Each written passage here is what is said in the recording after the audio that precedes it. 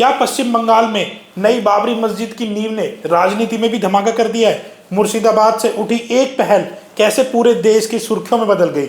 आज की इस वीडियो में इसी मुद्दे पर बात करेंगे। मेरा नाम है शिवम और स्वागत करता हूं आपका द शिवम कास्ट में। Total budget 300 crore, total budget 300 crore.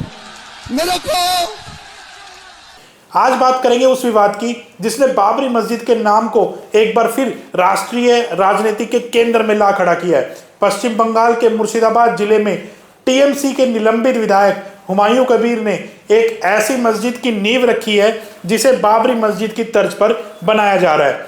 इस कदम के बाद न सिर्फ उनकी पार्टी ने उन्हें सस्पेंड कर दिया, बल्कि बीजेपी, कांग्रेस और दूसरी पार्टियों ने भी इसे लेकर तीखे राजनीतिक हमले शुरू कर दिए। सबसे पहले समझते हैं कि हुमायूं कबीर कौन है। हुमायूं कबीर मुर्शिदाबाद के रहने वाले हैं। बेलडांगा इलाके से तृणमूल कांग्रेस के विधायक थे, जिन्हें हाल ही में पार्टी ने अनुशासनहीनता के आरोप में निलंबित कर दिया। रिपोर्ट्स के अनुसार यह पहली बार नहीं है जब वे विवाद में आए हैं।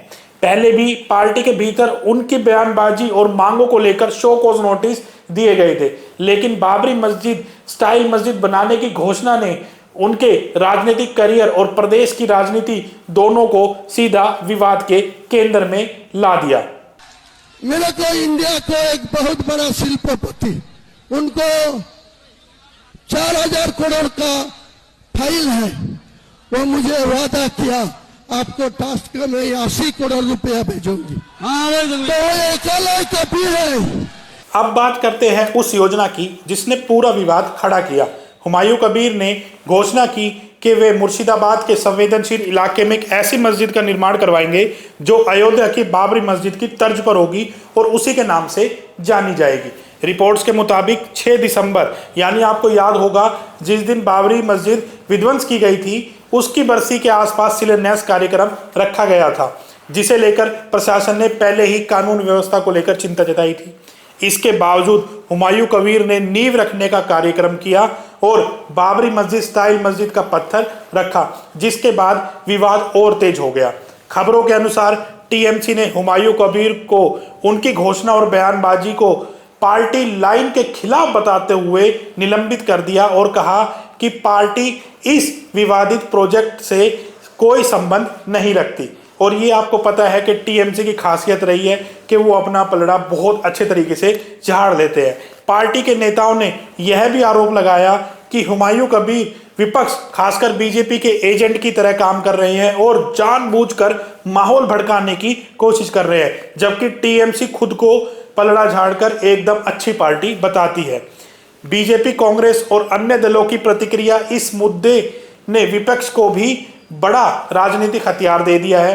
बीजेपी नेताओं ने आरोप लगाया कि यह पूरा मामला वोट बैंक की राजनीति का हिस्सा है और टीएमसी पर आरोप लगाया कि पहले माहौल बनने दिया गया, फिर दिखावटी कार्रवाई की गई ताकि ध्रुवीकरण का फायदा उठाया जा सके। कांग्रेस के वरिष्ठ नेताओं ने भी आरोप लगाया कि तृणमूल और बीजेपी दोनों धार्मिक ध्रुवीकरण की राजनीति कर रही हैं और आम लोगों की भावनाओं को चुनाव लाभ के लिए इस्तेमाल कर रही है। एआईएमआईएम प्रमुख असुद्दीन ओवैसी की पार्टी ने भी हुमायूं कबीर के साथ किसी तरह के गठबंधन की संभावना को नकारते हुए उन्हें बीजेपी के करीब बताया, जिससे मामला और पेचीदा हो गया।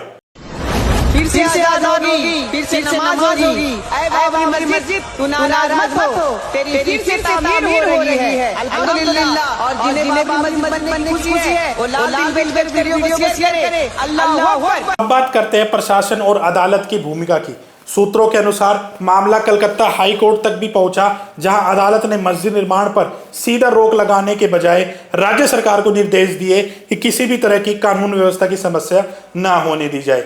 इसके साथ ही मुर्शिदाबाद पुलिस और प्रशासन को हाई अलर्ट पर रखा गया। इलाके में सुरक्षा बढ़ाई गई ताकि किसी भी तरह का सांप्रदायिक तनाव या हिंसक घटना न हो। यह जानना भी आपके लिए जरूरी है कि लोगों की क्या सोच है। देखिए, रिपोर्ट्स के मुताबिक मुर्शिदाबाद का इलाका पहले से ही सांप्रदायिक रूप से संवेदनशील माना जाता है, इसलिए इस तरह की राजनीति को लेकर लोगों के बीच चर्चा और चिंता दोनों दिखाई दे रही हैं। कुछ स्थानीय लोग इसे धार्मिक अधिकार के रूप में देखते हैं, तो वहीं कई लोग इसे चुनावी राजनीति और तनाव बढ़ाने की कोशिश मानते हैं, जो आम नागरिक के लिए खतरा साबित हो सकती है। इस तरीके की रिपोर्ट सामने आ रही है। अब देखते हैं कि खुद हुमायूं कबीर इस पर क्या कहते हैं। मीडिया से बातचीत में उन्होंने दावा किया है कि उनका उद्देश्य धार्मिक भावनाएं भड़काना नहीं, बल्कि अपने समर्थकों के लिए एक धार्मिक स्थल का निर्माण करना है, और यह कि गीता पढ़ने की तरह कुरान पढ़ना भी किसी को आपत्तिजनक नहीं लगना चाहिए, ये कहना है हुमायूं कबीर का। वे यह कहते भी नजर आते हैं कि बाबरी मस्जिद के नाम को राजनीति से नहीं जोड़ना चाहिए और यह प्रोजेक्ट पूरी तरह धार्मिक और सामाजिक पहल है। हालांकि विपक्ष और टीएमसी दोनों ही इसके इस तर्क को मानने के लिए तैयार नहीं दिखती। ऐसे संवेदनशील मुद्दों पर संतुलन नजरिए से बात करना बेहद जरूरी है। एक तरफ संविधान हर नागरिक को धार्मिक स्वतंत्रता देता है, वहीं दूसरी तरफ किसी भी कदम से नफरत, हिंसा या समाज में दरार पैदा हो तो उस पर सवाल उठाना लाजमी है। यही वजह है कि बाबरी मस्जिद जैसे प्रतीकों के नाम पर राजनीति हो या मंदिर मस्जिद के नाम पर ध्रुवीकरण, इसका सबसे ज्यादा असर आम लोगों की रोजमर्रा जिंदगी और देश की सामाजिक एकता पर पड़ता ही है। देखिए, मैंने आपको पूरा मामला बताया किस तरीके से ये बाबरी मस्जिद का मामला जा रहा है और क्या चल रहा है। आप अपनी इस पे राय बताइए, क्या टीएमसी की कार्रवाई सिर्फ दिखावा है या वाकई कोई कार्रवाई उन्होंने की है? क्या बीजेपी और अन्य पार्टियां इस मुद्दे का इस्तेमाल चुनावी राजनीति के लिए कर रही हैं? अपनी राय कमेंट सेक्शन में जरूर छोड़ के जाइएगा। बाकी हम आपसे फिर मुलाकात करेंगे। धन्यवाद। मंदिर मस्जिद के नाम पर सियासत करने वाले लोग देशद्रोही हैं। सच कहना अगर बगावत है तो समझो हम भी बागी हैं। इस देश का एक मुस्लिम और हिंदू दो आंखें हैं, एक आंख से हिंदू तो दूसरे आंख से मुसलमान। हम इस दृष्टिकोण से हिंदू मुसलमान को देखते हैं।